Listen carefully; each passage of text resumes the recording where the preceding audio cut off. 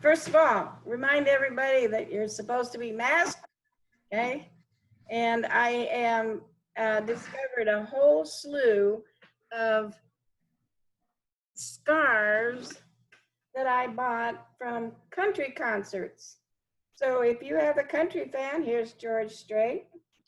This is Brooks and Dunn. Here we have Vince Gill. Anybody remember him? Tons of them. Finally found a use for the things. So, okay, guys, quit texting me. The show is on. Let's see. Get some more in here. Admit all. Okay. I wish people could just sign in instead of having me to admit them. Before we get started, I want to ask you, did anybody see Ann last night on PBS? It was on Great Performances. Fantastic. I love that show. I saw it was here when it was at the ZAC, and I was fortunate enough to actually talk to the lady that plays Ann. She's fantastic. But I highly recommend it if you can catch it on a rebroadcast of Great Performances. It is one of the best I've ever seen. And for a one-woman show, I don't know if you guys, well, some of you I know have been on stage, you know what the stress is. But a one-woman show, you have no breaks.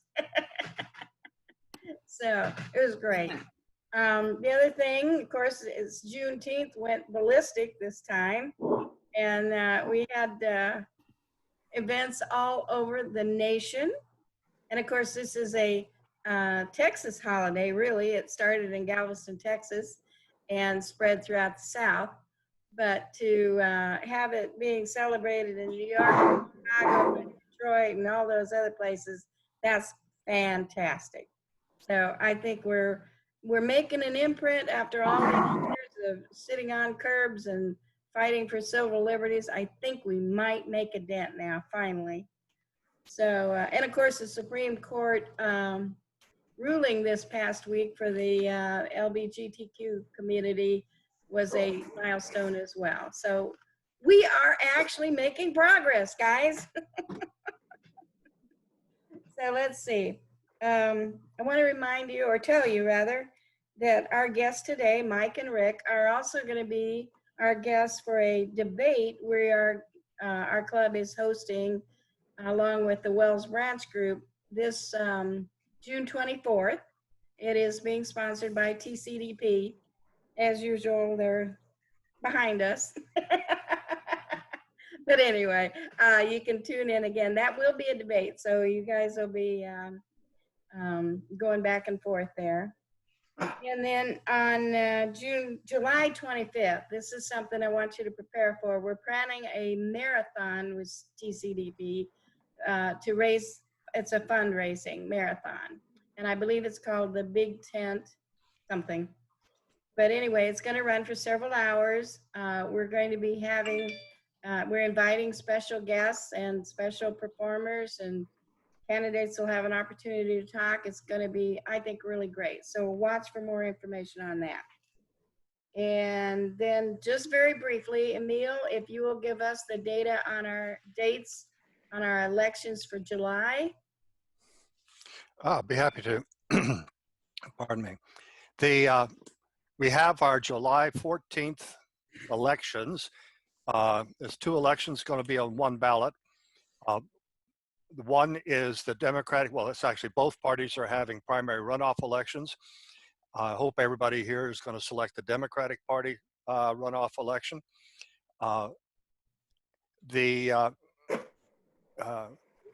Let's see, and for those of us in District 14 for U.S. State Senate, we have the free-for-all election for the unexpired term of Kurt Watson. Okay, we have two Democrats in the list of 6 candidates. Sarah Eckart's in position 1 and Eddie Rodriguez in position 4 on the ballot. Now dates, the actual election day is July 14th, Tuesday as usual, 7 to 7 on that day. The early voting in by mail has already started. That's my ballot. It'll go in Monday. However, if you have not applied for a ballot by mail and are qualified to do so, you have until July the 2nd to request one. And, but that's not postmarked, that is mailed and arrived at the county. Okay, on the county website, you can download an application for ballot by mail, get it in before July the 2nd, like early next week, and they will mail you one of these ballots also. Early voting in person starts on June 29th, runs to July 2nd. They take the 3rd and 4th of July off and then run through July 5th through July 10th. Every day, 7 a.m. to 7 p.m., except on July 5th, which is Sunday. They're only running from noon to 6 p.m. Important to check with votetravis.com and where the polling places are. Many of them have changed. No grocery stores are on the list because of COVID. So if you're voting in person, please double check before you go. And that's votetravis.com for that information. Okay, the last day, if you do vote by mail, the last day for them to receive it is July 14th, election day. But there, if you get it postmarked by 7 p.m. on that day, I mean, actual physical postmark with a date and time on it, and they get it by 5 p.m. the next day, it'll still be fine. Best thing is don't wait late, get it done early. Also the same if you're voting in person.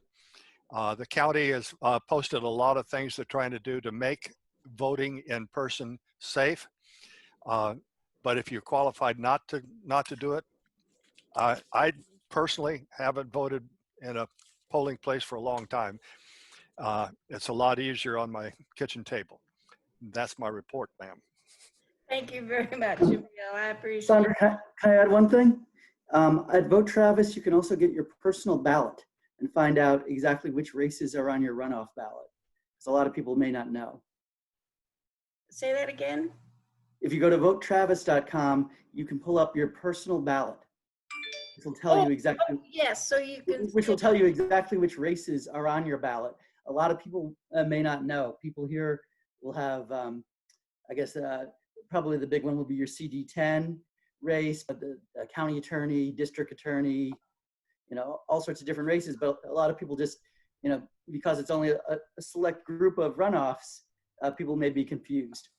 So it's really good to look at that first. And the biggest problem, I think, with the runoffs is that the impetus from, because of the delay is probably going to be cutting down a lot on the turnout unless we, inspire people. I think a lot of people just plain forgot about it. We're trying to do our best to let other people know about it and get people out to vote, but I kind of expect it's going to be a low turnout. And even more confusingly, that Senate race may very well go to a runoff in September. Because I hope not, but God, I've had enough. It's very possible, probably between Eddie and Sarah, most likely. But there's 6 candidates on the ballot. If none of them get 50%, then we have another election in September. That's correct. The runoff is in September at a date to be determined. And with 6 different candidates splitting the vote, it's not too much to imagine that will happen. Yeah, and we have another election for the county judge, which is going to be for only precinct chairs will be able to vote. That has been not yet decided, I guess, the date for that, because we have to get a county chair for our party first. It'll be August 3rd. The vote for the county chair would be the precinct chairs on August 3rd, I believe. For the county chair, yes, but the county judge has not yet been decided. Right. Enough of that nonsense. Let's talk to the candidates that are of import. And that we'll start with Rick Kennedy. Welcome, Rick. The floor is all yours. Tell us all about you, what you intend to do to change everything. Woohoo! All right. Well, that's a long story. Thanks, everybody. Can you hear me? You guys have been cutting out a little bit on me, so I want to make sure that I'm not cutting out on you. Okay, cool. I will try to be respectful of your time and try to get the life story in here as quickly as possible. So I think you all know I was the Democratic Party nominee for the seat in 2018, running now for the same reasons I ran then. I believe Congress is fundamentally broken, and over the last 30 years, it has essentially walked away from many of its constitutional duties and responsibilities and ceded much of that power to the executive branch with great disastrous effects as we are experiencing now. And Sarah and I, we've got 5 teenagers between us, and I've been deeply concerned that instead of building a stronger, more united America, that we're about to hand down a divided and diminished America to our kids.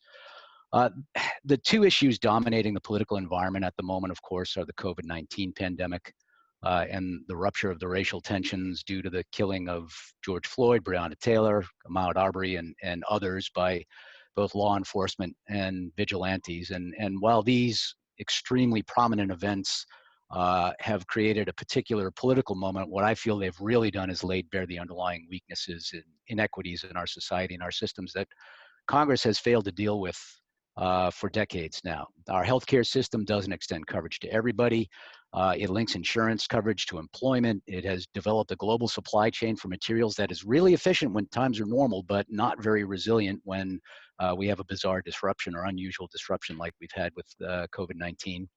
Our public health system is a patchwork of underfunded state and local authorities that is incapable of coordinating and dealing with something of this magnitude without guidance from the federal government.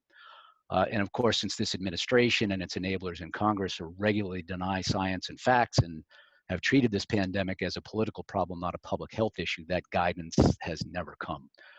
In addition, the shocking visuals that we've all seen of Ahmaud Arbery being hunted down by vigilantes and of 4 law enforcement officers literally choking the life out of a man in front of witnesses and on camera, and apparently without the least bit of concern that they might be held accountable for their actions, despite the witnesses and the video. You know, these visuals have crystallized, I think, in the minds of millions of Americans, the police brutality, the institutional racism, and the structural disadvantages that have plagued, especially the African-American community for literally centuries, but all of our communities of color for countless decades.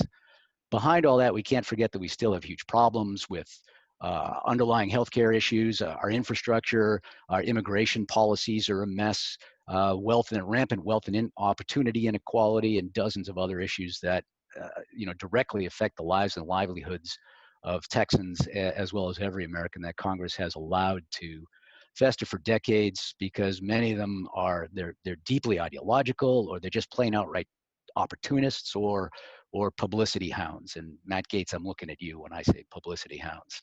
I'm none of these. I grew up in a typical, what you might think of as a typical 1960s middle-class suburban home. I was the youngest of 5 kids. My dad was a civil engineer. My mom stayed home with the kids until me, as the youngest, I was old enough she was able to go back to work.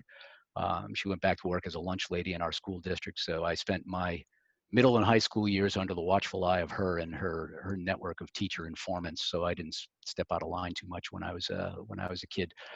After high school, I got a degree in computer science, and I've been in software development management, project management for more than 35 years now. I've got 3 kids. 14 years ago, just before my oldest was getting ready to go into 1st grade, we chose to make Central Texas our home and to raise our kids here. And that oldest kid just finished his freshman year at Baylor, and my daughters are in the Round Rock Public School system.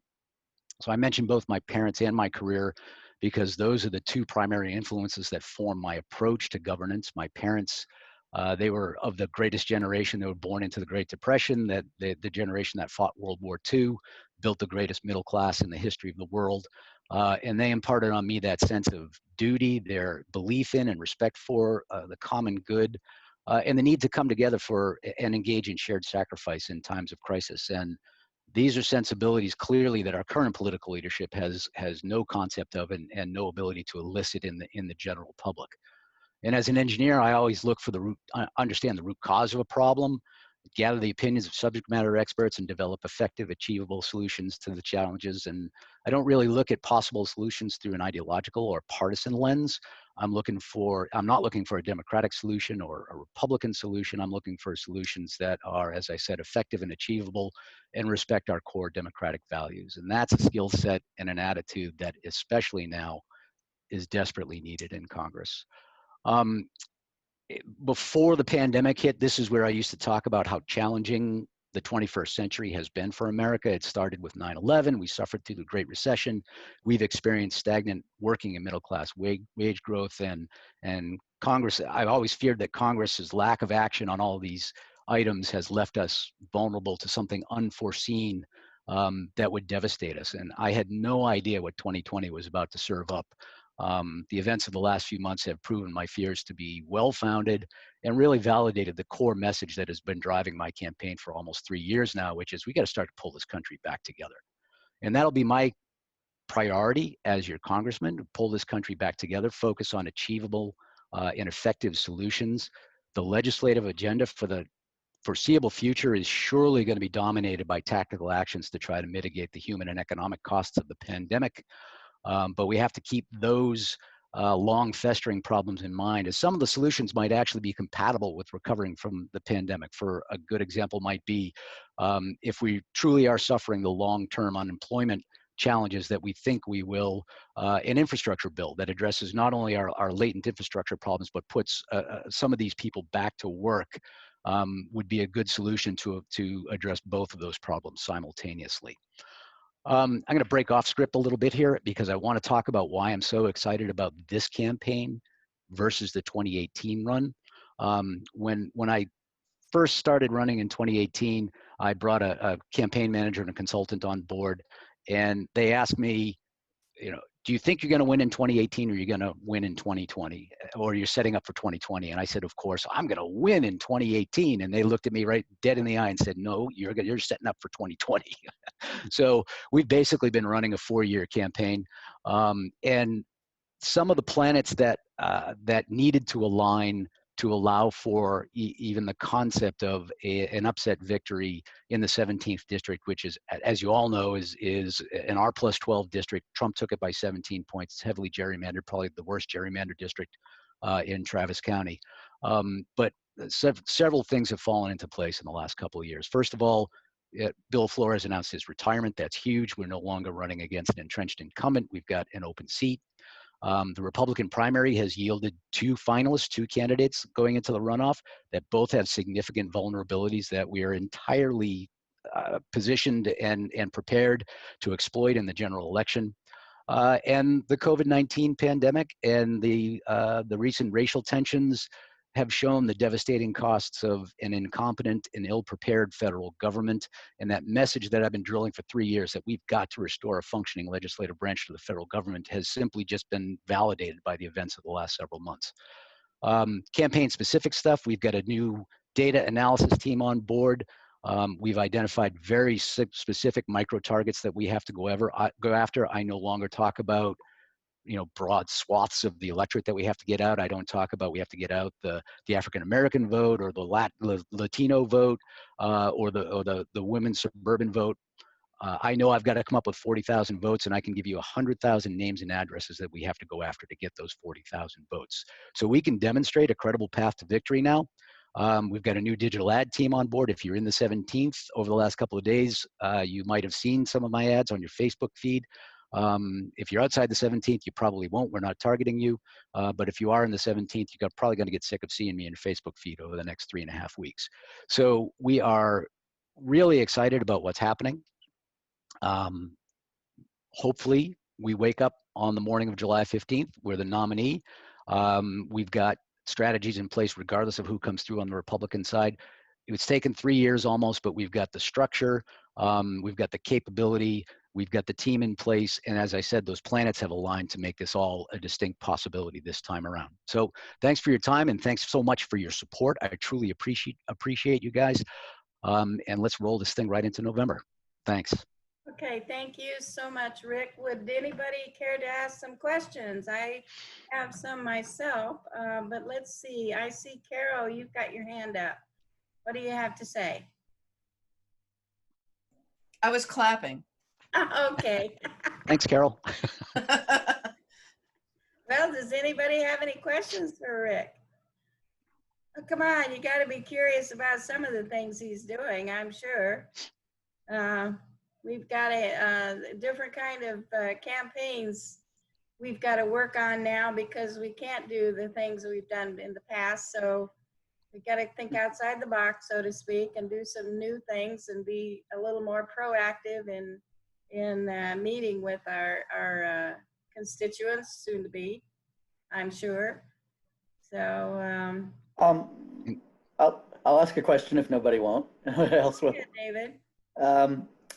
You mentioned a horribly gerrymandered district. As I recall, it is the one that goes out to College Station and then to Waco. Correct. So, you know, the base Democratic vote is here in Travis County in Pflugerville, but a lot of that is very Republican, very rural, very conservative. I'm wondering what issues you're assuming you get through the runoff. I think you will. You know, and you could be up against Pete Sessions, a former congressman. Yep. Who is running in a different district to confuse everybody, and has ties to Russia and other weird crap going on. Yes, he does. But how do you plan to win in those rural areas? I mean, what are your key issues there? The one that comes to my mind is rural health care. Yeah, right.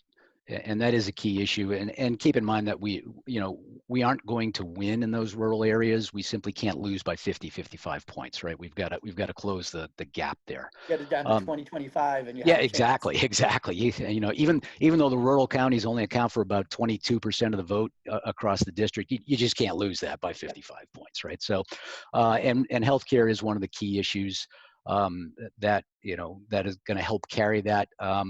The rural counties have, not only is Texas the worst state in the union for uninsured rate, the rural counties actually exceed the average in Texas.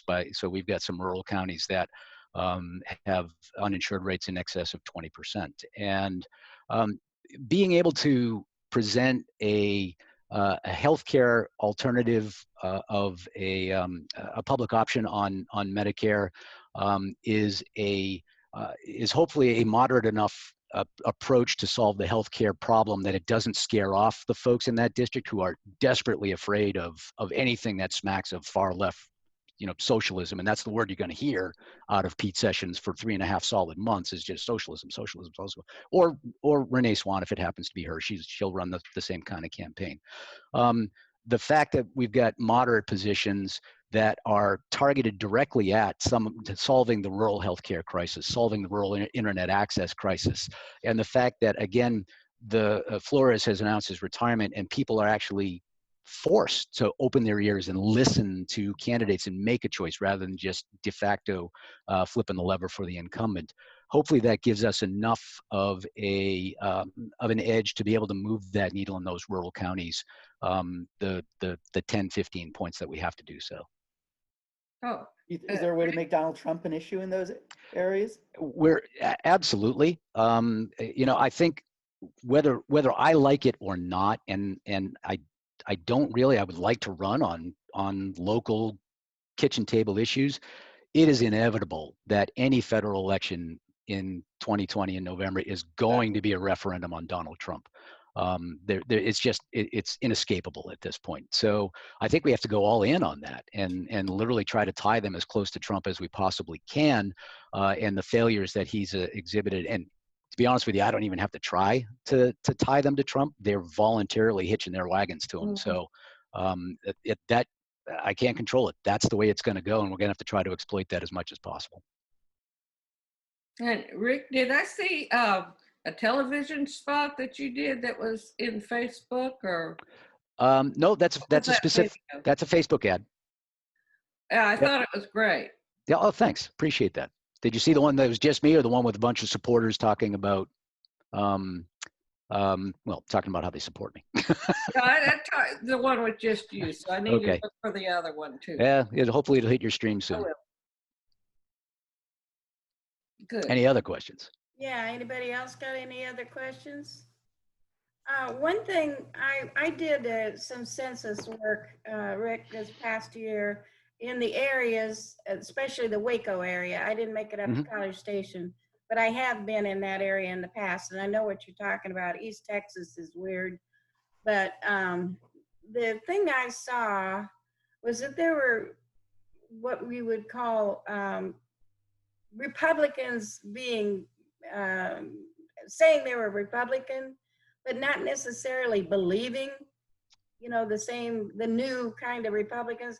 They were more from the Eisenhower era or something Right. like that, and they just never got over it. Yep. You know? Yeah. Or they And used to be Democrats and they ran as Republicans because that was the only way they'd get elected. yeah, and this is it. When you talk to people, though, I found out that they're not so out of line with their beliefs, and of course, there's one strong one. Nobody likes abortion, and we try to avoid that Correct. topic at all costs because that's Yep. the one big thing that really hurts Democrats. But if And you guns. talk about anything else, like immigration or education or health care, they're on board. You just have to identify them, I guess, to say, this is not a democratic thing. This is a personal thing, Yep. a people thing. Yeah.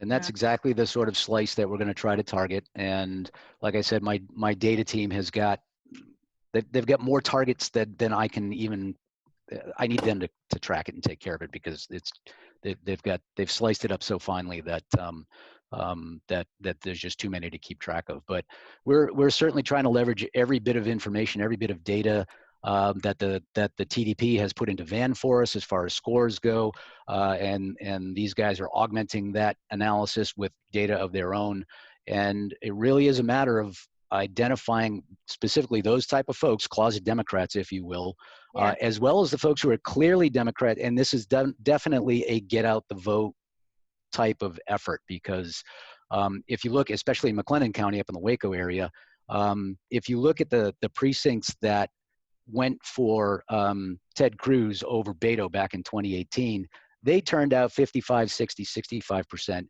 And Beto's precincts turned out 30, 35, 40%. And there are a good 60, 70,000 Democrats who don't vote in the 17th district alone. So that could be my 40,000 votes right there if we can just get the turnout up. Something else I found running around this state is that there are closet Democrats that are afraid, literally afraid, to vote in a primary. Yeah. They won't, just simply because they have to declare themselves. Little story, when I first came to Texas, I was trying to get through Battleground, Texas, trying to get people, inspired and enlightened. And I went to Dripping Springs to meet with a lady that I was hoping would help set up one of our snowflake organizations. I'm sure you're familiar with all of that. And while I was talking to her, somebody shot the bumper of my car through my Obama sticker. That was my introduction to, the country of Texas. I got a strong supporter who lives up in McGregor, which is the farm country outside of Waco. And I was just talking to him yesterday, about putting a couple of 4x6 signs up in his. He's got 300 feet of frontage on a heavily traveled road, so we're going to put up a couple of 4x6s. But he said they'll probably get shot before this is all over. So I have a suggestion, a talking point. As a recovering Republican who lived for 15 years in College Station. You're my target market. Right. If you're trying to sway voters, I would recommend you focus on turnout. But one of the things that helped me make the jump, everything else I was on board with, but the abortion issue was hard because of the way I was raised. Mm-hmm. And it is a moral issue. It's like asking us to vote for kids in concentration camps. The values are very similar. They believe that they are speaking up for the voiceless, right? Right. These are American values. I found out that when a Democrat is president, abortions go down far more than when Republicans are president. So the tagline that I came up with was, let's take results over rhetoric. Let's reduce abortions without limiting women's ability to be full constitutional citizens. Mm-hmm. And the methods that we have cause that to happen. It's a That, thought. no, it's a great thought, and I love the data point, first of all, because I didn't have it. But second of all, it aligns with it aligns with when I do talk to people who are either never vote for Rick Kennedy or are unlikely to vote for Rick Kennedy. I always, well, hopefully this topic doesn't come up, but if it does, in any other difficult topic, I always try to find some sort of some sort of place of commonality to begin from. Right.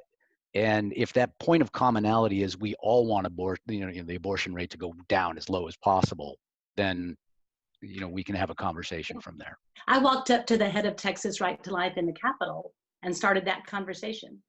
Here's something we can agree on if this is your real goal. And he said, I could never take that back to my boss.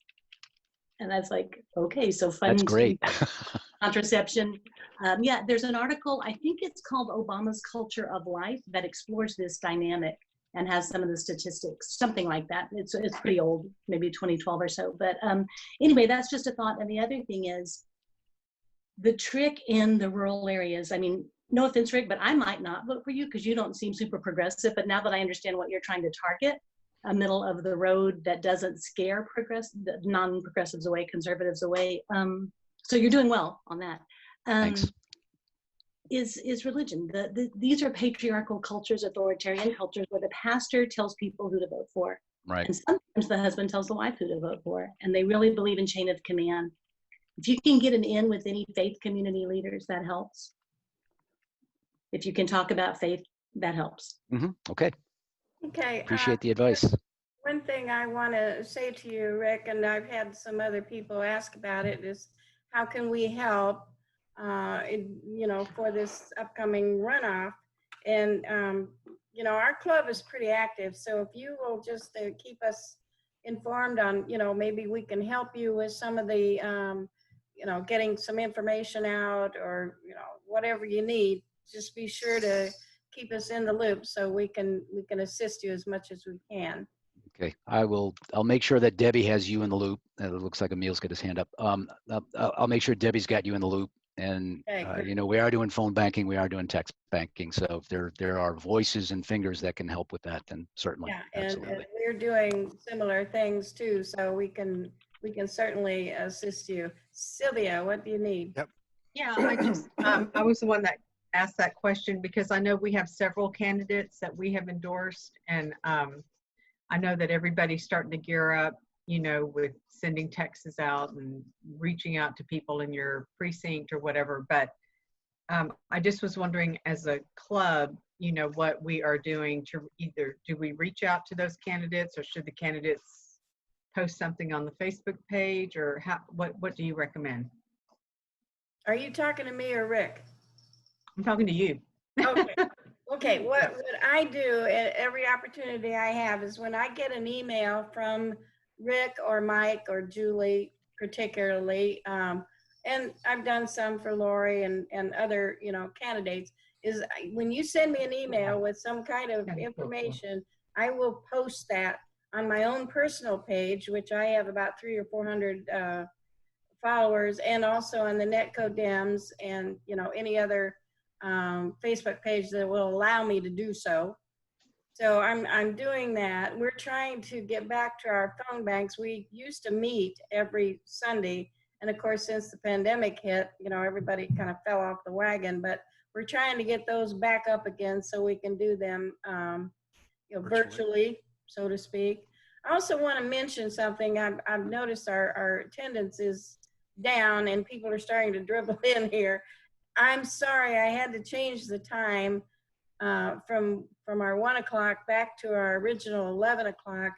And that was because our Travis County party is having their training today. Now, why they decided to do it on this day, I don't know, but they did. So we changed our time. And I think I'm going to keep it at 11 o'clock from now on. That is kind of our traditional time. The reason I changed it in the first place was because we couldn't have lunch. So why meet, at 11? But I think 11 is probably our time. And that gives us, it's not too early. We can sleep in, but it's not so late that we, spoil the whole day. I can't do anything else.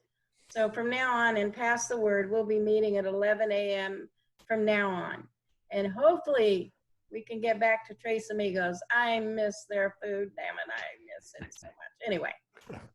Okay, question? So, or if, Question? please For hang Rick? around, Rick, in case we have some other questions, if you can. Well, Emil's got I- one right now.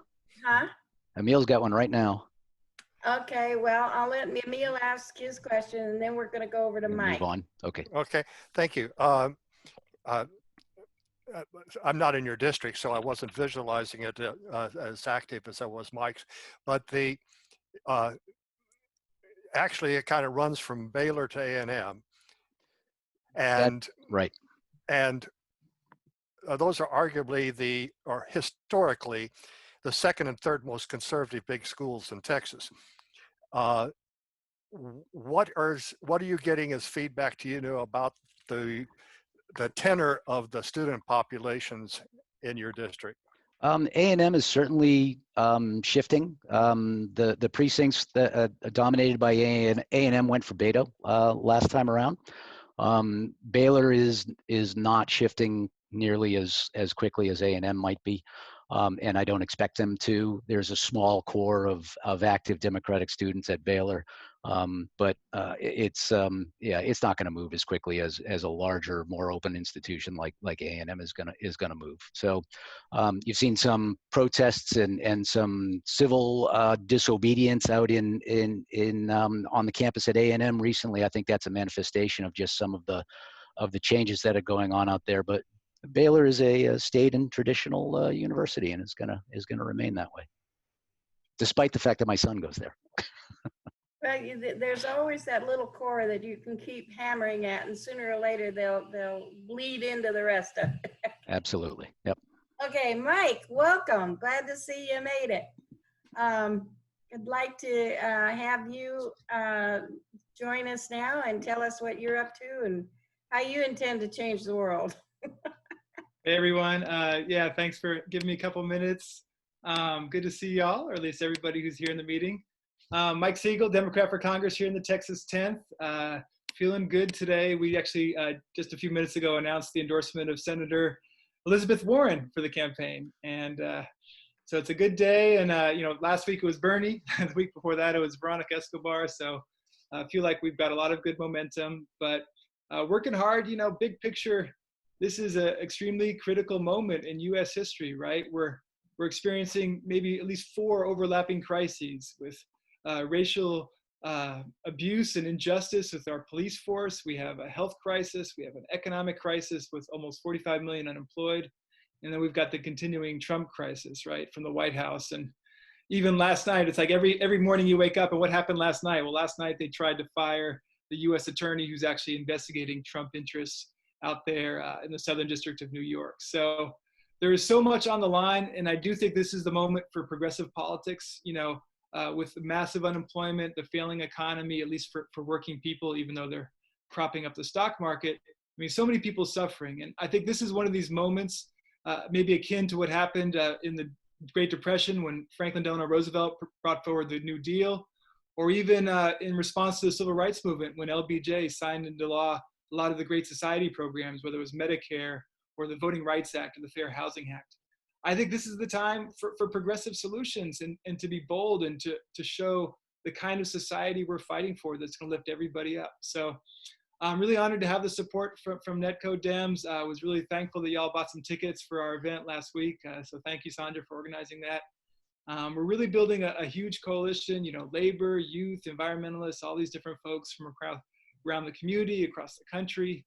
But I'm most proud of the support we have here in the district. My campaign has actually raised more money from people in Texas 10 than Michael McCall. For as wealthy as that guy is, he doesn't raise money from human beings. It's mainly corporate PACs. And even compared to my opponent in the primary, who has raised a lot of money from outside the district, we've raised 10 times as much from in the district. And to me, that's a reward for the work we've been doing these last 2.5 years, showing up for people, fighting for voting rights, fighting for clean air and clean water, fighting for workers and so forth. So really honored to be here with y'all again and happy to take any questions. Okay, what questions do we have for Mike? Oh, come on.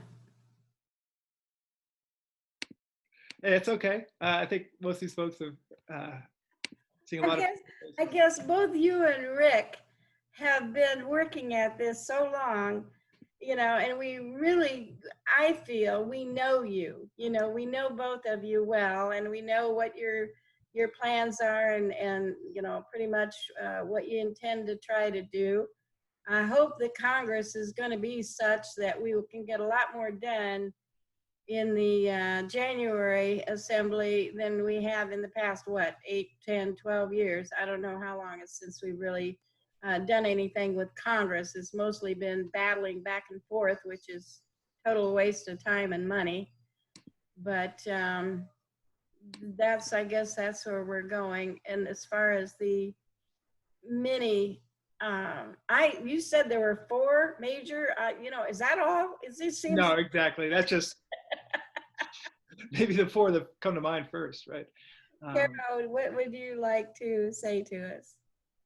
Well, Mike, I'm not in your district, but I was just looking at a map of District 10, and it stretches from Austin to the outskirts of Houston, south of Rick Kennedy's district. And that does encompass a lot of rural county communities. They too are starving for health care, and I was wondering how both districts are coping with the COVID. Yeah, I mean, I'll speak for Texas 10. You know, for example, in Brenham in Washington County, there was a nursing home that had over a dozen cases. I mean, the nursing homes in particular seem to be the hot spots, but there have been a slow rise in cases in counties like Bastrop. Big picture, I don't hear as much concern about the virus than the economic impacts. I mean, just folks losing their jobs. You know, food banks are overwhelmed with demands for support, right? And so I really feel like the working class, like the people who don't have a lot of money, are really struggling right now. And hopefully they're getting some local support, but my concern is that, especially in the rural communities, there's not even as many resources to bring to bear. You know, we got involved with raising money for a couple food banks, and you know, even just raising $1,000 for a food bank makes a big difference. And so that's one of the things we've been trying to do. I know it's been what, I don't know, was it last session? I don't remember, but we did go with you to, you know, try to get that hospital in, what was that, Smithville? Was that where we went? I don't remember. It was a long In time ago. LaGrange. Yeah, in LaGrange. Yeah, we were trying to get the county hospital saved. I don't know that we did we? I can't remember It's still what open. It's in crisis. That was like an effort to get, you know, basically a property tax assessment to prop up the hospital. I think we're going to have to, you know, go to Congress next year and make sure that there's funding so these places can stay open. But that's the thing. When you look at a federal budget, of course, actually what, 60%. I don't believe my figures because I'm talking off the top of my head, but the lion's share of the federal budget goes to our military. Now, granted, I believe that, you know, we do need to be protected and we do need, you know, that security. But I also think that healthcare and education are 2 things that should be part of that inalienable rights that every citizen in this country should have without cost. It just should be something that is there, given freely, and we need to get our society to accept that kind of thing. Now, I know a lot of things have to change, and people immediately, anytime there's any kind of change like that, they immediately say, well, I'll lose my job. No, you don't. It's just changed. And I've seen that over and over and over again all my life. When some change comes in, people panic, they're going to lose their job or they're going to lose their position or something. And it doesn't happen that way. It actually just changes 99% of the time for the better. That's right. So, that's right. And, you know, the big those 2 things, you got it made. Yeah, no, I mean, the big objection to Medicare for All was, hey, what about my private insurance if I like it? And then 45 million people lose their jobs. A lot of them lose their insurance. It's like our healthcare should not be tied to our employment status, which is sometimes out of our control. Exactly. But people don't see that. They only see what they lose, not what they possibly could gain. And that's and of course you hear all these horror stories about how it's not working in England. It's not working in Canada. I stood in line for 2.5 hours to wait on my doctor. Well, guess what? I do that here. And it has nothing, you know, so it's just garbage. But I guess I got to get out. I'm not running for anything, so I got to Okay. go. Well, thank you so much for having me on, Sandra. Unfortunately, I double booked here. I got to jump on another one, but good to see y'all. Yeah, Look forward to a quick it. word, Mike. Yes, me. Yeah, don't lose sight of our environmental issue. No. When you put it in your list of crises, if we, All right. The climate it crisis. loans it. I mean, all of these other things should be wrapped in with that also, because the solutions can definitely be mutually supportive. No Mike, doubt. No, I mean, we can put people back to work building a renewable economy, addressing climate change. So, no, I'm Mike, with another quick question, if you have a sec. How's the voting rights situation? I remember Waller County in particular last time, and all of the voter suppression and things they were doing. Yeah, I mean, we'll see for the general, you know, for right now, it's just trying to get people to vote by mail. Unfortunately, the Republicans have done a pretty good job of scaring people to even apply. But yeah, we will be very vigilant in the fall. Right now, the students are out of school, but definitely want to protect their right to vote at Prairie View. Yeah, All that's right, another crisis. exactly. Well, thanks again, y'all. I'm going to jump off, but appreciate you. Thanks so Okay, much. just wanted to thank you and Rick, and we will see you again on the 24th for another debate. So from the TCDP. So Thanks, see you y'all. later. Take care. I was hoping that Greg Kassar would check in. I wonder if he's gotten tied up somewhere. I don't see him as attending, so maybe he was afraid we would bombard him with all kinds of questions with what's going on with the city's social health. Yeah. In the meantime, Lori's here. What's that? Lori Eshler. Hi, everybody. Laurie Agelo here, running for county attorney. Just wanted to say hi real quick. Thank you so much for your endorsement. Things are going great in the Travis County attorney's race, although it is going to be a tough race. I feel confident, but I really need y'all to get out and vote. Speaking of which, if you aren't voting by mail, early voting starts June 29th and it goes through July the 10th. Election day is July the 14th. I believe the clerk has put up the voting election, locations for the polls. So you might look at that and come up with a little voting strategy. I've been spending an awful lot of time lately in the African-American community, especially among the pastors, talking with them specifically about specific changes that we can make to the system of misdemeanor prosecution to level the playing field and to really stop problems like police brutality, like the school to prison pipeline. So please look for some of those endorsements. I'm happy to answer any questions on those, but we sent out a mailer in your area pretty recently on it. The other thing is Ann Tyke and I, she's an AISD school board member. We're going to have a little, I guess you could call it Facebook Live event on Thursday, late in the afternoon, I think 5:30, and we're going to be talking about specific ideas that we have that we've gotten from talking with stakeholders about ending the school to prison pipeline. Remember, in Texas, kids 17 and older can be tried as adults, and if they come in with a misdemeanor offense, that puts a cloud on their record that can affect them for the rest of their lives, and things like jobs and housing and school loans and immigration. So I want to work more closely with AISD to decriminalize certain behaviors and put them back in the schools for discipline where possible, and also to get kids to the Project Engage with Judge Mueller, which is the young person's court. But to do that, we prosecutors have got to start screening cases up front, which I'll be doing.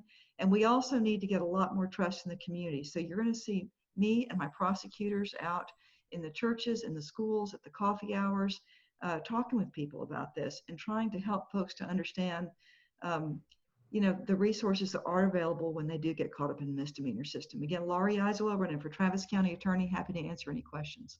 Okay, thank you very much, Laurie. I do want to know that the NETCoDems are going to be supporting all of our candidates. We're going to be getting a little more active than we have been in the last month or two because, well, Sandra just hit the skids and said, oh God, I can't do this.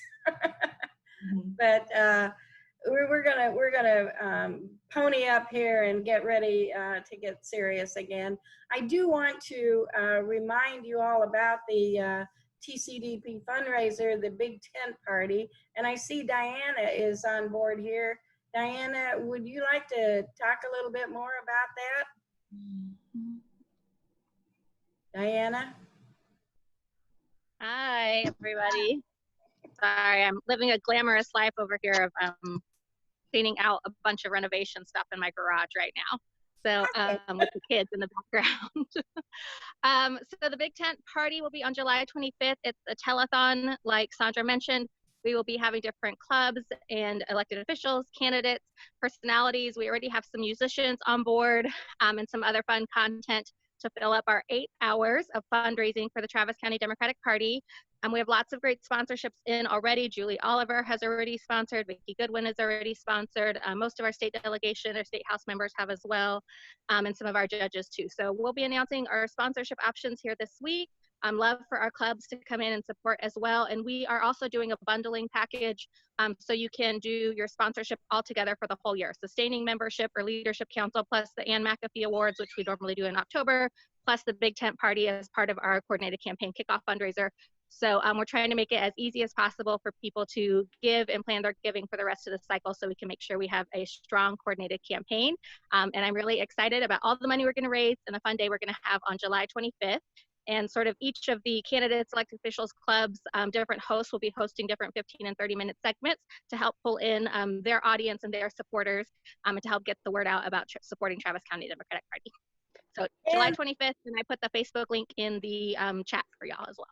Okay, and are we also having a silent auction as part of that?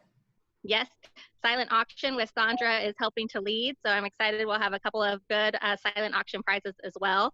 And we really want to boost, where we can use the most help is boosting our monthly sustaining members. We have a couple of hundred already. I think we have like 400 or so monthly sustaining members. We want to get that number up to 1,000, 2,000, which would really help to support the Travis County Democratic Party for the election cycle, but all year long, and continue to make sure that we can continue to support our staff. You know, we have not been able to fundraise for the first 6 months of the year. We normally have our big fundraising event, the JBR dinner. We're not able to have that because of COVID, but I'm proud to say we kept all of our staff on board, fully employed with health benefits, did not have to furlough or reduce hours for anybody. So now is really our time to kick into gear. And if you can, if you're able to give anything or become a sustaining member or support the Big Tent Party, we'd love to have your support. Okay, thank you very much, Diana. And I want you all to know that the next month or so is going to be extremely exciting with some major changes. Since Diana is running for the county judge, she is relinquishing her seat as county chair. So that means a whole new change in our administration at the county level. And we want to be sure to be involved, and support whoever comes in next, because we've got a major election coming up in November. And this is going to change probably the world, because this country has always been the leader. Ever since World War II, the United States has been the world leader, and we have lost that, not only the leadership, but the respect and just everything else that goes with it. And we have to get that all back. And it's up to us, each individual person. We have to work hard to get our own vote done. We have to get our friends, our family, anybody who's warm and breathing and eligible to get to that poll, okay? Let's see. I got some announcements here. What is this? Endorsement, Larry. Okay, Laurie, you got another endorsement. Congratulations. Okay, congratulations to all you guys. I know that it's been a long, hard haul, and coming up to the runoffs is nerve-wracking. But we're there for you. Just give us a call if you need anything, and we'll see what we can do. So I think Have an announcement real quick. Sure. So a couple things super quick. From the training committee, today at 1, we're going to have Victoria talk about how to organize in the new digital age and what that can look like, and she's fantastic. I am going to do a very brief but effective, from a physician's perspective, how to keep yourself safe working the polls. We need all hands on deck at the polls. for July 14th. And I have lived my life in the world of AIDS, tuberculosis, and now COVID without ever contracting any of them. I can teach you what to do as an individual to stay safe there. Maynard, the report, we had a fantastic Juneteenth with our mayor, with Cheryl Cole, and with our police department leading the way on a unity walk. So we had the cops on the bicycles leading a united community through our largest park last night. It was just a fantastic event, co-sponsored by 6 African-American organizations, including the 100 Men Project, the Maynard Men and Women, I'm blanking now, but the Black Women in Business. It was just a fantastic, fantastic thing. The Man in Me, they were there. We have at East Travis County Democrats a service project affiliated with the Mike Siegel campaign. It is not necessarily partisan. It is a phone outreach to elderly and shut-in people in rural areas to find out if they have physical needs and meet them. It is a Google form that I can put up in Facebook for you guys. You can also nominate anyone who is aging or disabled and needs calls. And the last thing, as a mom and from the East Travis County Democrats, if you have Blue Squad, East Travis County Democrats is now on Blue Squad with tiny assignments that you can do. And I know that Blue Squad is offering free accounts to small organizations, whether you're a precinct chair or a club, where you can give assignments. In no way am I against outreach circles. I am using outreach circles, which is the competitor that the state has chosen. But the reason I'm bringing up Blue Squad is that they are allowing me to organize through Blue Squad, not just notify and disseminate information, but actually get assignments to my club members. They will do that for you. Outreach Circles does connect to Van, Blue Squad does not, so you use them for different purposes. When you want your contacts information in the van, you use Outreach Circles. When you want it kept private, you use Blue Squad. And there you go. Those are all my announcements from Maynard and the East Travis County Dems and the training committee, 1 o'clock today. Yeah, and I want to reiterate the 1 o'clock. I believe the link is on Facebook. Is that correct? It is. Okay, so you can go there to get the link, because I think it'll be really interesting today. Mhm. And I also want to tell you, my son, who is a musician here in town and never has an opportunity to do anything political simply because of time. And now that he's not working because nobody's going to concerts, he is becoming highly political. He actually was at Maynard yesterday and told me all about the event that I could not attend because I'm scared to death. But he was also downtown at the protest and assured me he maintained distance and he always wears a mask because he does not want to expose me to anything. But he's also going to work for the election board as a judge coming up here. So good. I'm so excited when one of your kids finally follows after 50 years. Anyway, guys. Sandra, Yes? I haven't seen the details on you said there was a debate on the 24th. I haven't seen the details on that one. And also I noticed there's some other candidates on. Maybe you'd like to give them, maybe they could have a minute to speak. Yeah, we can do that. As far as the July 24th debate, I believe Monday. July or June?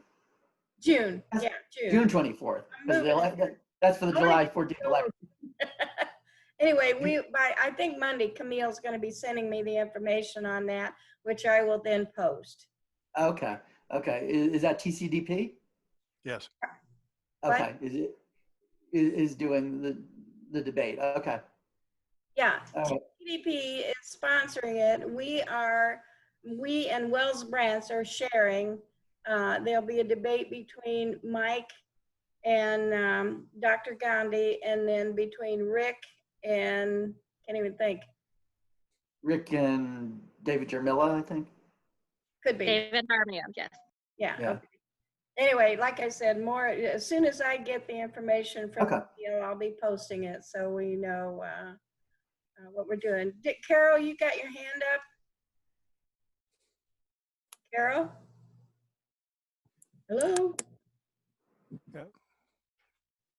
Oh, took your hand down. Okay. Okay. All right. Dimple, Dimple's here, would like to speak. Okay, okay, would you like to say something, Dimple?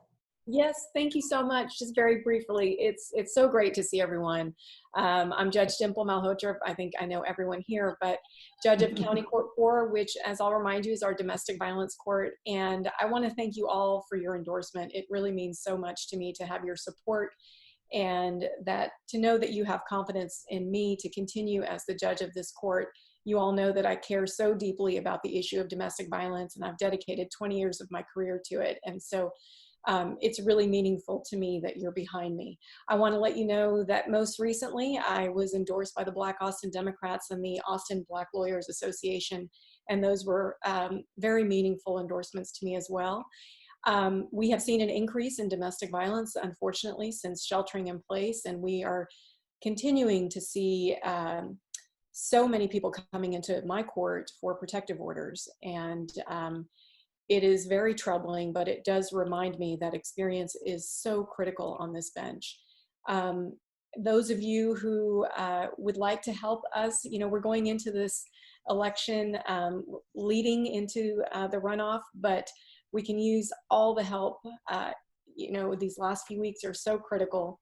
A lot of people just don't know about Court 4. It's one of the only specialty courts in Travis County and obviously deals with such an important issue. So if you'd like to help out, please let me know. I've put my email address in the chat, so feel free to contact us. We definitely need help texting and contacting voters. And if you have friends or people in your community that you can speak with about Court 4 and let them know how important it is, I would be extremely grateful. Thank you so much. Take care. Well, thank you very much. And I got a message from Greg. He got confused on the time, which is certainly understandable. So he's, I think maybe coming in. If we want to hang on a second, if he can get in here. Come on. You have the link.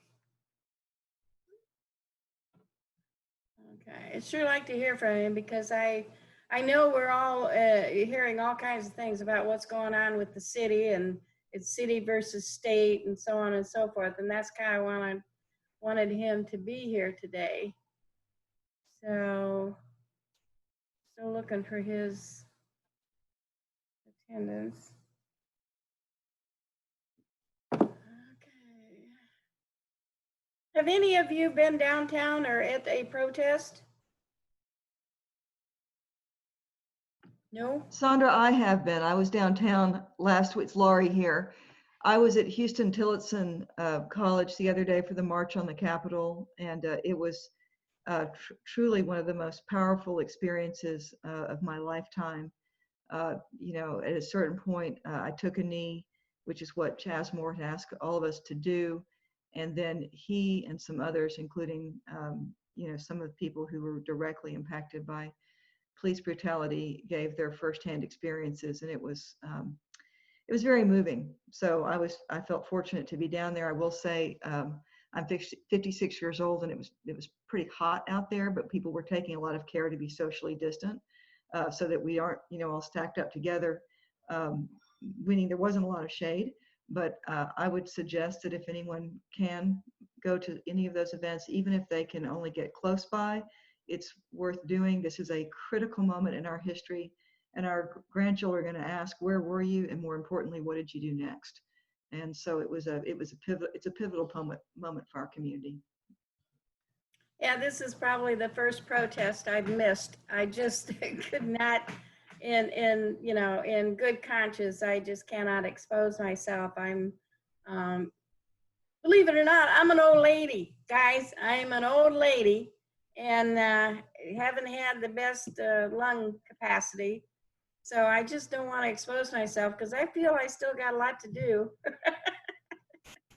And but I was so glad when my son went. It just, I don't know, just made me feel good that he would show up. I really didn't think he'd do it.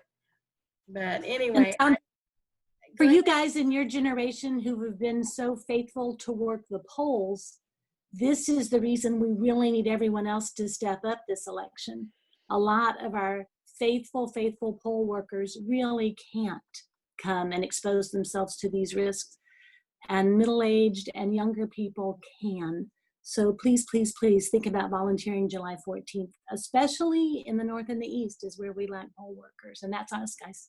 Well, that's exactly where, my son is doing that, and that another, reason to be proud. Greg is here.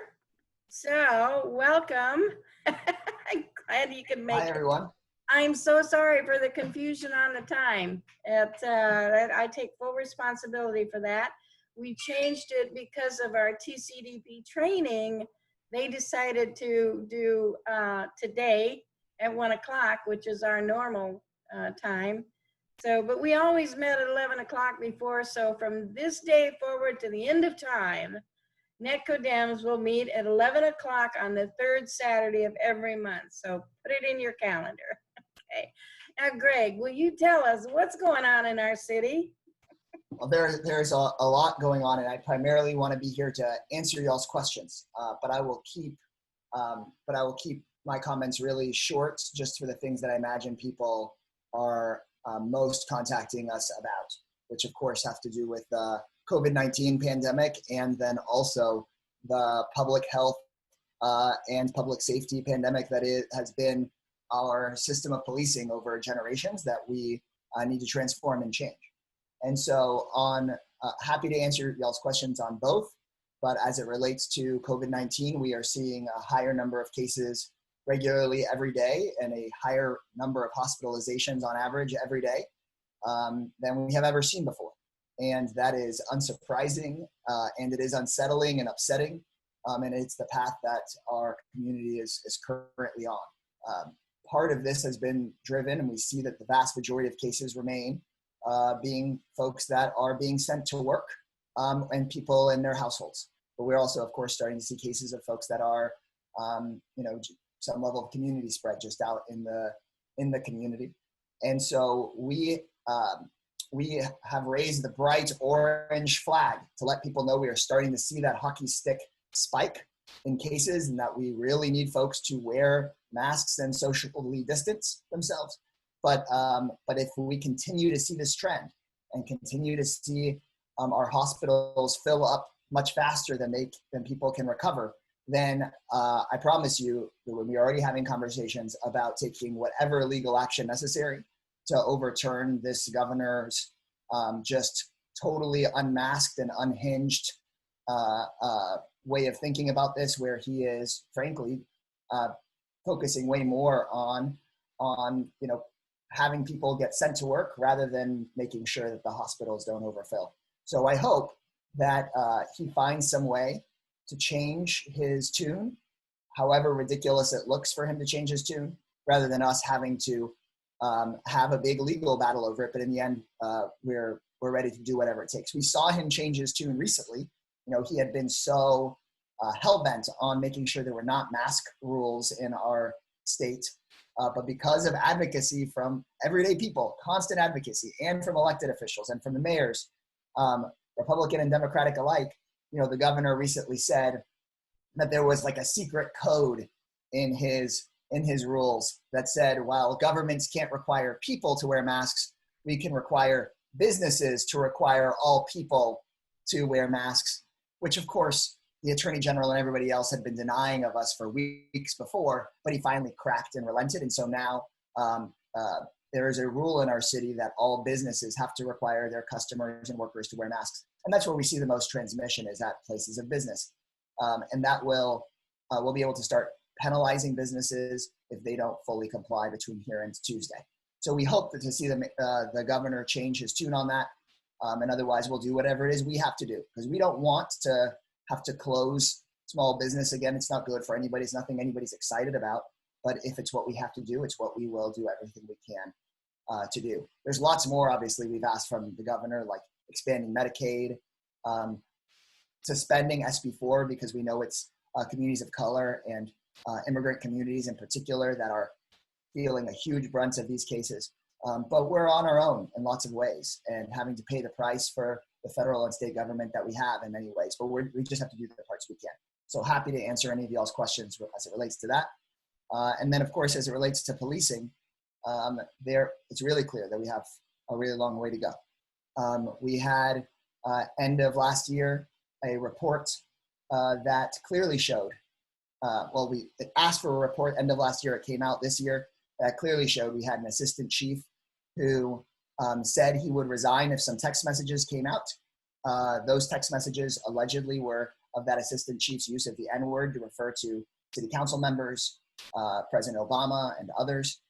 And then a police department in chief that didn't do anything about it. And then a police union that tipped that assistant chief off so he could retire with full money and benefits without any accountability.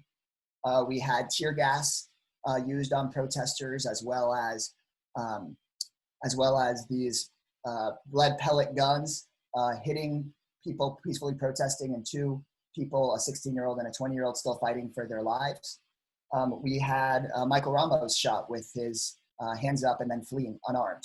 And there's been accountability for none of that yet.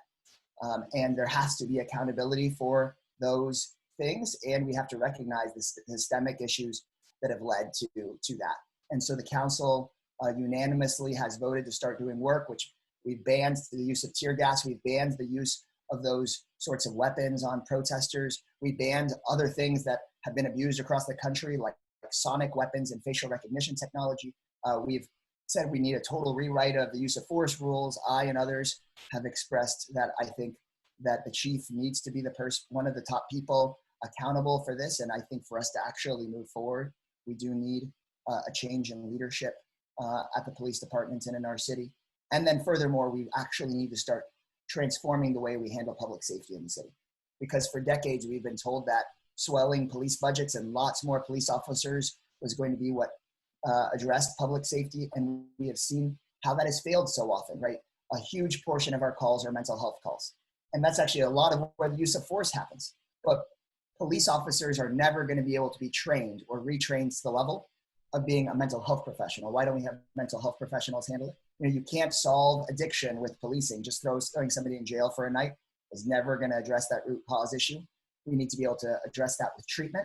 But so often the limited budget tools that we're given in Texas, the very little revenue that we can generate from prosperity that should be going to those things, so often gets sucked up by continued hiring of police officers without ever addressing some of those underlying issues. And so I think that you have a council that's united on starting to think about how do we actually get to public safety by not just relying on over-policing. So we have accountability issues. There's policy change that needs to happen. That policy change is only as good as the strong message that elected leadership sends that policy actually has to be met. And then there's the more long-term conversation about not being a country and a city that relies on that so heavily over relies on jail and policing as if that's going to solve our social challenges. And so that's where we are on all of those things. These are all really hard conversations. But I think that in Austin, you know, the issues of racial inequity have become just so overwhelmingly clear in COVID-19, which impacts all of us. We're all in that boat, but clearly it's communities of color that are facing the highest mortality and infection rates, and then the same issue on policing. So thank you all for making the time. It's good to, sorry we're not at Tres Amigos, but maybe we will be there some days again soon enough. I certainly hope so. I want to thank you so much, Greg, for 2 things. One, to staying in your position right now, because we really need you as a city councilman, and also for, you know, taking such a strong stance and action. You're just fantastic in that regard. I want to make an analogy when people say, you know, you can't tell me I need to wear a mask kind of thing. It's an infringement on my rights.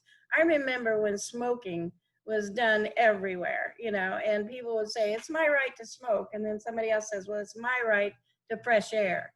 And I have to say that it's my right that I don't have to breathe COVID germs just because you don't want to wear a mask. And it's the same kind of thing. And if we can stop smoking in public places, I think we should be able to, you know, put masks on people when they're out and about and amongst crowds and that kind of thing. It's just a ludicrous argument, and there's always got to be somebody, I guess. But far as the police, I admire the things that you're doing. It's a major overhaul, I think, of the police department and the the military aspect of the police has just gotten out of hand.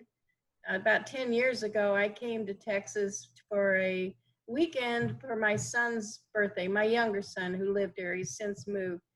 And through no fault of our own, he was suddenly in a place called Coyote Ugly downtown, was thrown to the floor and handcuffed. And I'm going, what the hell? And these police arrested him. And when I protest, this young cop turns to me and said, you better shut up, old lady, or you'll be arrested too. And this was 10 years ago. I wasn't that old. Okay, so I took offense. But my point was, there was no discussion. There was no talk. It was just slam, bam, off to jail. And it turns out it was a situation of mistaken identity. So $5,000 later, my son was out of jail. No apology. He did get it expunged from his record, but that is no way for any policeman to treat anyone. Okay, so I have a problem with the police in Austin. I'm glad we're making changes. I have a question. Please, go ahead. Greg, could you briefly discuss the redistricting for city council? Yes, so there, I think the posting is still open, but when the community changed to districts, you know, the most watched part was the fact that we went to 10 districts, but there are actually a couple of other key changes. One is that the districts would be redrawn every census, but in this case, not by politicians, but by an independent body that I don't have, I can't hire, I can't fire. It's entirely drawn by that citizen group. And also the movement of the elections to November, which is also really democratizing so that, you know, everybody that's usually showing up to vote could vote in those November elections. And so with the census coming up, I think the application is still open, but you can apply to be on the districting commission. The majority vote of that commission will then set up the districts and the election starting in 2022 for everything, you know, Congress, State House, and City Council will be based on those new districts. So the 2020 elections aren't governed that, but the 2022 ones would be, so you can apply. I think that you know, it was what the community wrote in is how it works. And so I think you have to have voted in some recent elections to be able to apply, and you're actually not allowed to run for council if you drew the districts, just as this continued separation of district drawing from politicians, which I think is ultimately a good thing. So yeah, you can find that on the City of Austin. You search City of Austin district redistricting. It should be the first thing that pops up for you. Greg, if I can ask you, well, actually one comment. One of the things I love about the redistricting commission is that they included a seat for a full-time student on the commission, which is just a nice feature. It was one of my students last time. But I wanted to go back to the police accountability.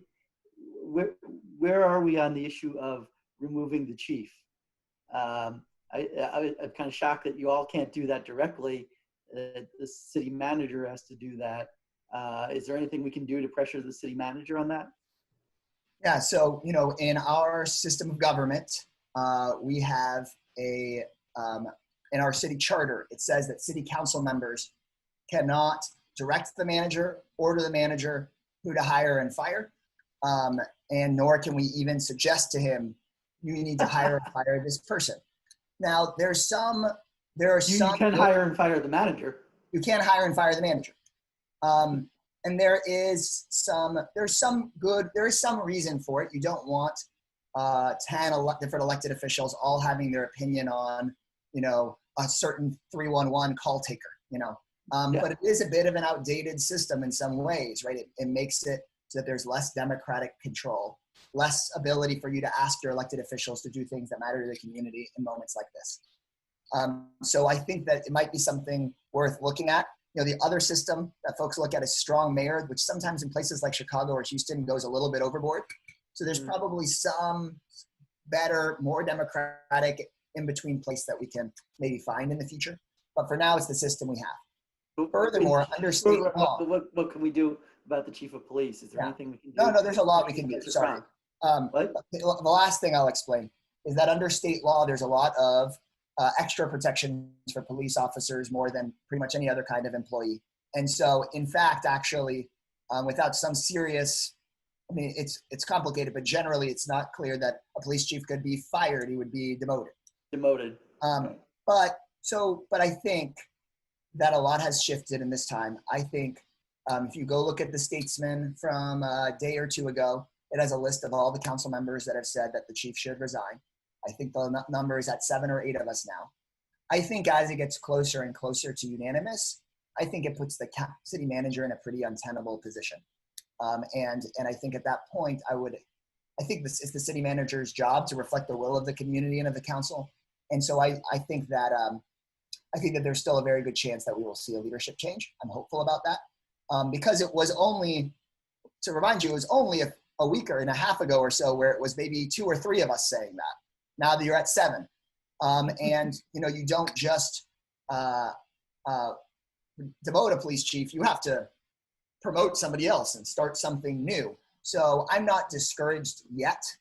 If nothing happens in the next few weeks, then I will be discouraged or frustrated and probably will be back to you guys saying more, there needs to be more noise and pressure. But I think keeping it up and trying to get to as close of a unanimous council on that would be an important way to send that signal to the manager. I mean, frankly, I've seen lots of high-level and even mid-level city employees be held accountable for much, much less than what I've seen. And I think that's an important thing.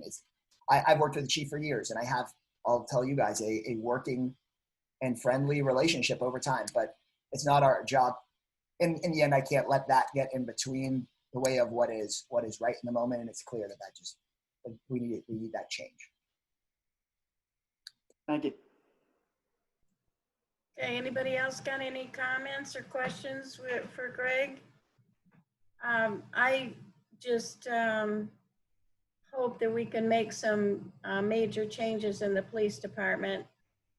I worked for the city, Des Moines Police Department for several years actually, and I know there's a special kind of camaraderie among policemen. They have their own little fraternity, so to speak, and they protect each other. And probably it comes a lot from the fact that one of them told me police work is 99% boredom and 1% sheer terror. And that probably, leads into that. But definitely, I think things have changed over the last few years. I don't know, but I don't like it. And I appreciate everything you're doing, and I know we all do. I think I'm speaking for everyone when I say that. So, well, thank you so much for saying that, for y'all's time. And the thing I would ask of y'all is, as we approach November, I think you're going to see Trump use this issue and try to scare people into saying, if somebody's beating you up on the street, there'll be nobody to help. I think we'll see that locally, unfortunately, in a variety of forms. And so, we're already seeing that happen with Councilmember Flanagan's opponent out in Northwest Austin, already starting to drumming that up. And so I think it's just important for us to correct that misinformation the best that we can. It's clear, that there are some places where a police officer in our current world and system should intervene. But what council is talking about is accountability, policy change, and then there's some chunk of things that we just all can agree, including a lot of officers, that there's a better way to handle it. So let's just keep in touch and thank y'all for everything you're doing. well, thank you so much. And we will be here anytime you need us to do anything, to spread a word or whatever, just let us know, okay? We're there for you. If anybody else has anything to say, if not, I think I'll close this meeting. We'll meet again in July, again, at 11 o'clock on the 3rd Saturday. And I'm not sure yet. I did reach out to Chaz Moore to see if he wanted to speak to us. I think that young man, well, to me, he's a young man. I'm not sure how old he is, but I think he finally got his voice heard and is, making some changes, some efforts. And I think that we need to find out what he has to say to us. So that's the hope anyway. And Greg, you can come back anytime. Please do. We always love hearing from you. Thank you, Andy, for showing up today. I wish I'd had a chance to give you a chance to talk, but you can catch next time, okay? And I think that's it. I guess Diana has a letter on our chat that you all could read. And I guess that'll be it.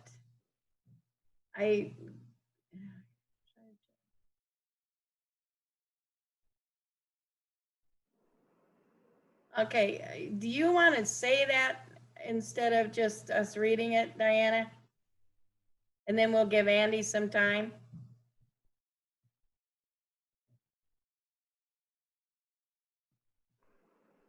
Well, I guess she may be gone. I don't know. She left a message.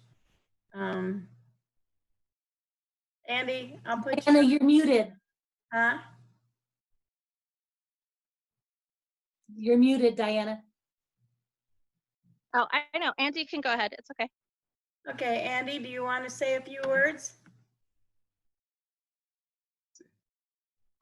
Yeah. Thanks, Sandra. Sorry to postpone y'all's departure to other things for a couple minutes, but thanks for hearing me out. I've got 2 kids here today too. My wife is back to seeing patients in person. She's a nurse practitioner, so that's always exciting in this time. But Hattie, did you want to say hi? Hi, my name is Hattie. Thank you. So I'm running for county judge, and as I think everybody here knows, I think I've talked to most of y'all.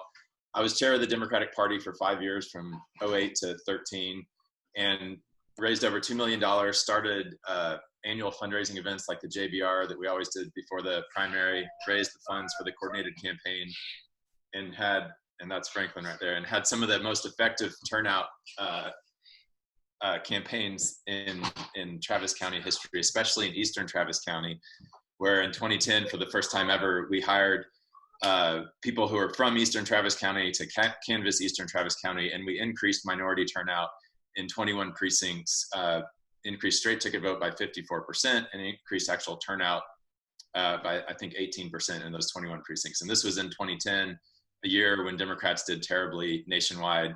And I think there's some local elected officials who credit that effort with saving their elections that year. And it's that sort of experience of understanding that one-on-one communication, one-on-one door knocking really is the secret. And we transferred that to Beto O'Rourke's campaign, where I was the first the field director and then the finance director. We raised over $80 million there and had one of the most effective turnout campaigns in Texas history, where we got more votes for a Democrat running statewide than ever before. But most importantly for this job of county judge, it's one where the county judge doesn't have a ton of power because of the way counties are set up. It's not like the city where Councilmember Cassara and the mayor have home rule and can have, frankly, a lot more power. The county is one where you build coalitions, you get people to work together to get things done. And I've got real experience doing that.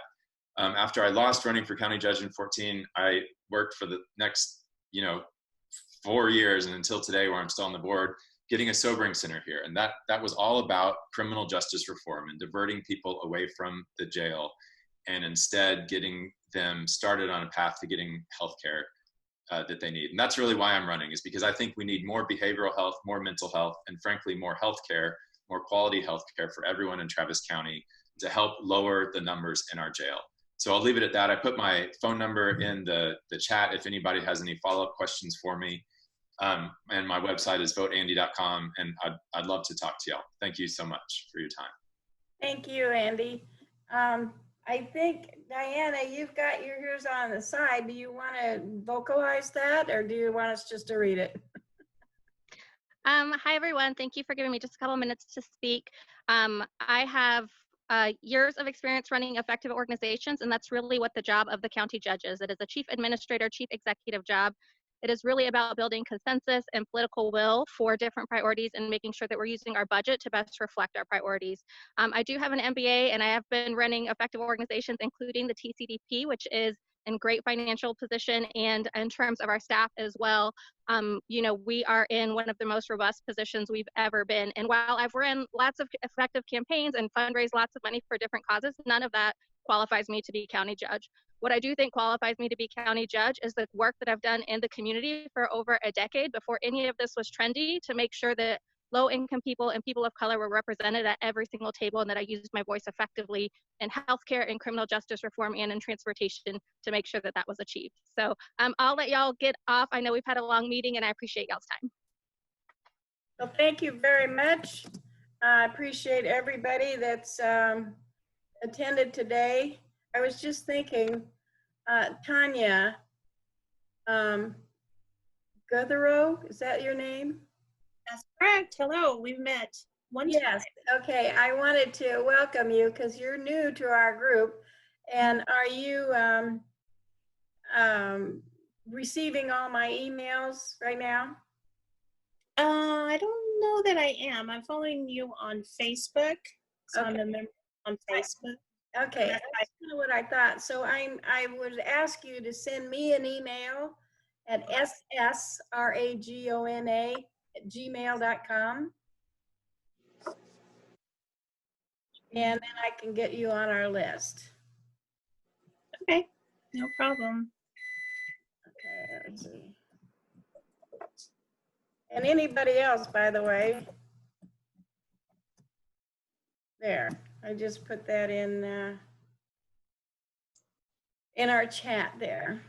Yeah, Tanya, which precinct is Tanya with? What precinct are you in, Tanya? I'm in He's in my precinct 164.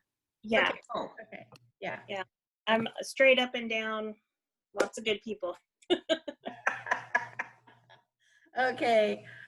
Sammy, you came in a little late. We started at 11 today. We changed. Sorry about that. But we're about ready to close now, and I want y'all to remind you that the training is open to anybody who wants to attend. So it might be a good idea to see what Karen has to say about staying safe. I know I'm really interested in that. If there's any way I can get out of this apartment for 10 minutes, right? I will do it. So thank you all, and I'll see you at the training, okay? Thank you. Thank you. Bye-bye.